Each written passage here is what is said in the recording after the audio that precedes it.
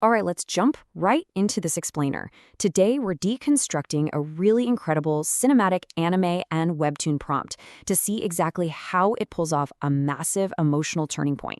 We're looking at The Golden Notebook, Episode 8, Facing the Storm, and we're going to break down the literal nuts and bolts of the visual storytelling that makes this sequence hit so hard. We're actually skipping our usual agenda today because I want to drop you right into the emotional deep end. Listen to this. She had always been my sunshine. Now it was my turn to be her shelter. Wow, right? This single, powerful realization from Syed is the anchor for everything we're about to see. It kicks off a total shift in their relationship dynamic. So, Section 1, Cinematic Mood, setting the atmosphere. Before we even touch the plot, we've got to understand the vibe they're building. What's really fascinating here is the absolute precision of Scene 1, the unexpected phone call. The creator uses these hyper-specific sensory cues to just drench us in a heavy, tense atmosphere before a single thing happens. Picture this. Visually, we're stuck in a dimly lit metro train on a rainy evening. The camera pushes right in for a tight close-up, focusing entirely on Syed's worried eyes reflecting off that dark, wet window. And the audio? It's just the soft tapping of rain on glass, backed by a single, low, melancholic piano chord. I mean, every single element is engineered to make you feel the sheer weight of this moment. And speaking of visuals, the style progression here is an absolute masterclass in color theory. At the start, we're soaking in these moody blues, literally representing the cold tension of the rainy train and, the metaphorical storm these characters are going through. But then, notice the deliberate pivot toward these warm golds later on. That shift represents the soft yellow light and the physical comfort of a gazebo they end up in.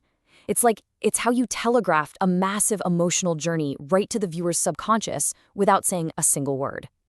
Moving into Section 2, role reversal, a shift in dynamics.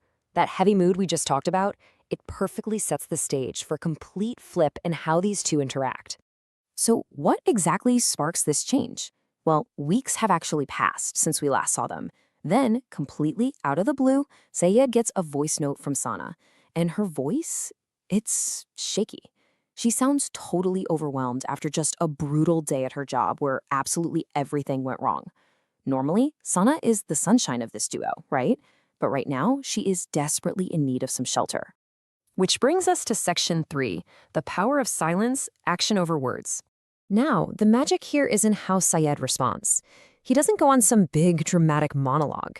Instead, he uses the mechanics of comfort. It's this highly deliberate, step-by-step sequence. Step 1, he grabs a large umbrella and rushes to a small park near her place. Step 2, he spots her at a gazebo, all huddled up, hugging her knees, looking completely drained. Step 3, he opens a warm thermos of tea. And Step 4, he just sits beside her, utterly silent. The creator is relying entirely on action over dialogue here, framing them in this beautiful medium shot amidst the falling rain. The subtext is so wonderfully clear. Comfort isn't always about knowing the right thing to say. Here, it's delivered entirely through a shared silence and the physical warmth of that tea. The big takeaway for us? Simply showing up. Your physical presence is often the absolute best answer to a shaky, overwhelmed cry for help. He's literally stepping up to be that shelter he promised back in Scene 1. And to make sure that emotional weight really lands, the prompt gives us this incredible line, "You don't always need words. Sometimes you just need someone to stay." It completely validates the actions we just went over, leaving absolutely zero doubt about the depth of his support. All right, on to our final stretch, Section 4, Resolution and Hook, setting up Episode 9. Let's look at the subtle visual cues that finally melt all that tension away. Sona takes a sip of the warm tea.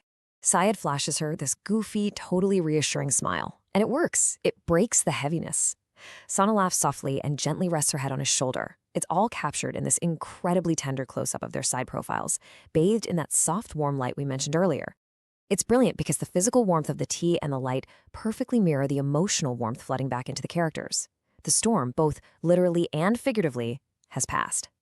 Which delivers us right to the ultimate payoff. In that quiet moment, we both knew this was something real. This completely elevates the whole gazebo scene. It's not just a temporary physical shelter anymore, it's the absolute confirmation of a deeply forged connection between them. But hey, a great story is always going to leave you wanting more, right? The prompt signs off with a classic to be continued overlay, teasing a massive turning point. So now that they've weathered the storm together and realized their bond is the real deal, how in the world is this new dynamic going to handle the big revelation waiting for them in episode 9? You'll just have to stick around to find out.